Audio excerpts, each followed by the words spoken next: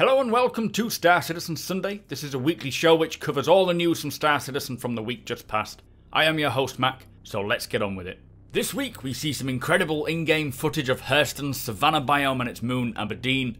We get to check out the updates to the Freelancer and the Mustang variants, plus the roadmap is finally updated. So kicking it off with calling all devs as usual, first question is, can we get a single player Star Marine mode where no enemies are in there just for exploring and testing purposes, which I would quite like that, to be honest, for org tests and group tests and whatnot. It is something they will talk about, it just needs the resources to get it sorted. They will discuss how hard and how difficult it could be, or how long it will take, and then come back to us. Something I would really like is that, so it's nice to hear that they're thinking about it. Next question, what are the long-term plans for updating or replacing the 5-star sort of GTA-style crime stat rating? Now, this is only a temporary crime stat system or reputation system which was just bunged into the PU quickly for a means to an end. The goal is to have criminality, local law and reputation systems. Local law will determine what you can do in that location. Some laws will vary depending on the space that you are in. For example, UEE may be pretty strict, but other areas may allow you to do a little more, like a bit more leeway. Reputation will determine how much they want to get you, so if you've got a low reputation, it'll just be that if you're in the right place at the right time, they'll pick you up. Higher reputation means that they may try to hunt you, send out ships, put a bounty on your head, or try and actively destroy you, so it will vary and there'll be somewhere in between that. Now also do remember that if you have a crime stat in one location, that law does not carry over to somewhere else. So if you are in UEE space and you go to Crusader, for example, although Crusader is in UEE space, they have their own security force, so it could vary. So if you have a crime stat in Crusader, it might not carry out to the rest of the UEE, but that's a bad example, to be honest. The criminality system is more to do with locking you away, holding you, keeping you in a place for a short term, kind of a reaction to what you've done, but then it's forgotten the next time you come round. So it's not really, it's kind of like a quick punishment, really. Next question is, with ships spawning in ships, when will we be able to have this? When will it persist? Now, they said that it's still on the cards, but it's not on the current roadmap. They have experimented with it, but it's nowhere near being ready to be implemented yet. The roadmap will likely show us when it's going to come, so we will see it maybe a year in advance unless they bring it forward. So final question, when is the multiple physics grid tech coming to allow for docking, ship disabling, boarding and whatnot? It seems very important. Why is it on the back burner? Now they say it's not on the back burner, it is in the backlog, but they have done some work on it. It's not one of the crucial features as some other ones. Also, multiple physics grids depends heavily on object container streaming, along with pretty much everything else in the game. So yeah, it's on the backlog. It's not a priority at the moment, but it is important to them all the same. Anyway, that was Calling All Devs, guys. Let me know your thoughts on that. It's nice to hear about this criminality system and, well, all the systems involved in this. Looking forward to when we get hold of that. So on to Around the Verse. They started off by telling us they're improving the Hurston moons. They've added polishing and blending passes on Aberdeen, which is one of the Hurston moons. This looks really good. It's nice to see different landscapes and what looks to be a different atmosphere as well, so I'm really hoping that for some of the missions, they require you to land and proceed on foot or within a land vehicle to collect the objective, rather than just being able to fly and land everywhere. We also got to see Hurston's Savanna biome. This has particles and textures currently being added to them. They're paying particular attention to how low textures can change according to distance, and this just looks incredible, especially how well the Avenger effortlessly blends with the environment. I, for one, cannot wait to explore the surface of Hurston. This is just one of many of Hurston's biomes, so building a nice little outpost there would be perfect. The UI team are iterating on the rental experience for Star Marine. We can see the updated item selection screens and the rental costs per so long.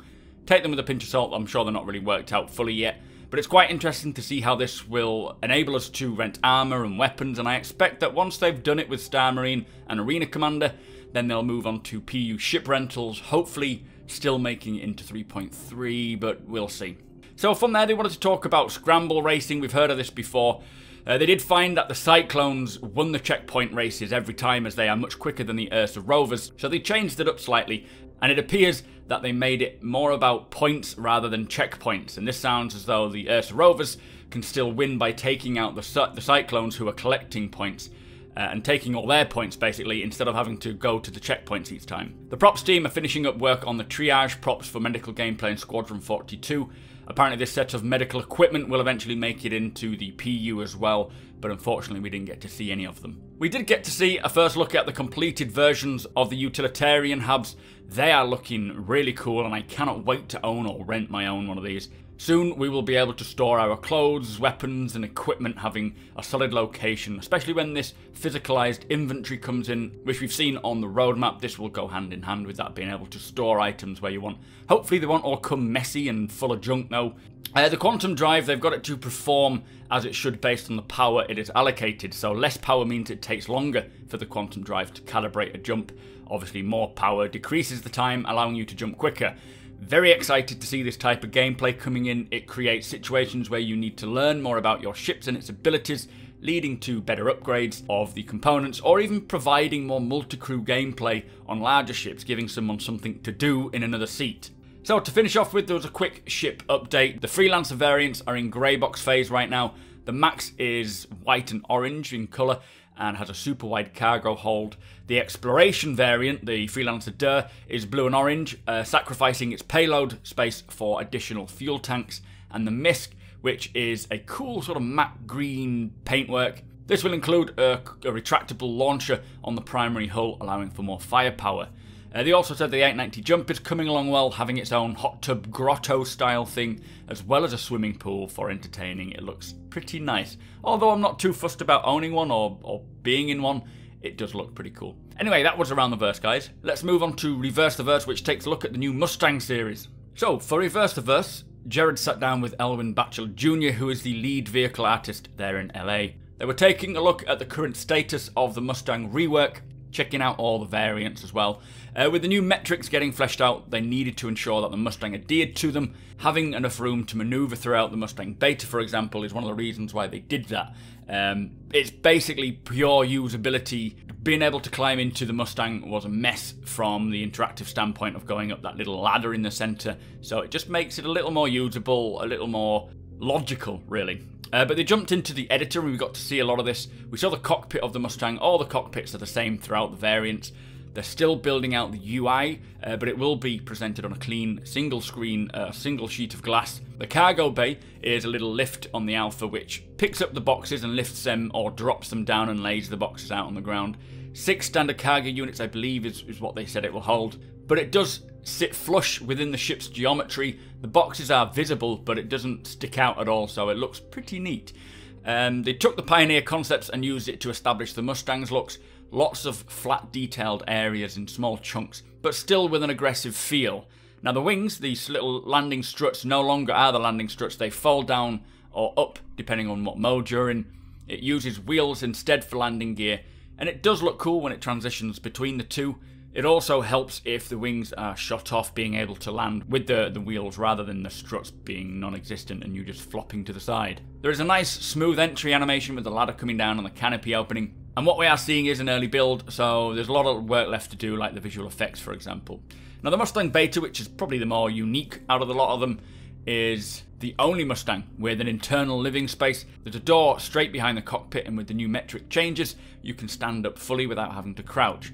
They've cleaned it up a lot in terms of navigation. You can walk through and walk around it freely without getting caught on anything. The toilets moved to the rear. There's no longer a couch, unfortunately, nor a TV, but they are looking at maybe putting a display above the bed so that when you're laying down in bed you can watch something. Still undetermined as to whether they'll do that or not, but it does look nice. I did prefer the old interior, if I'm honest, but it obviously had to change, and I do still love it.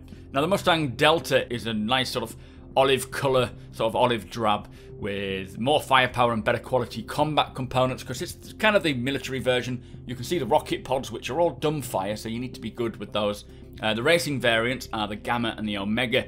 That has a third engine where the habitation is on the Mustang Beta, or where the cargo section is on the Alpha. It has also got some cool liveries on the surface. The Omega will obviously have its AMD logo on there, as it was a promotional one.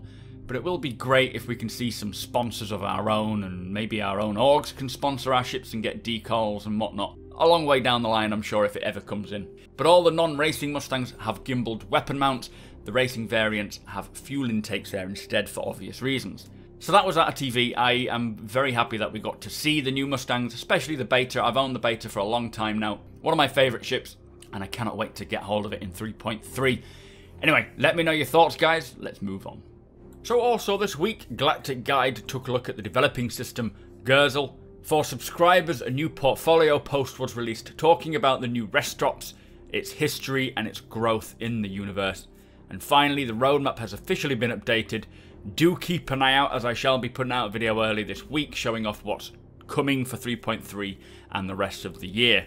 So that brings us to the end of the show. Thank you so much for watching. Be sure to hit that subscribe button so you don't miss a video. Hit that thumbs up if you enjoyed it, and share the video with all your friends. If you like what I do and want to help me make it better, follow the link below to my Patreon page to learn more.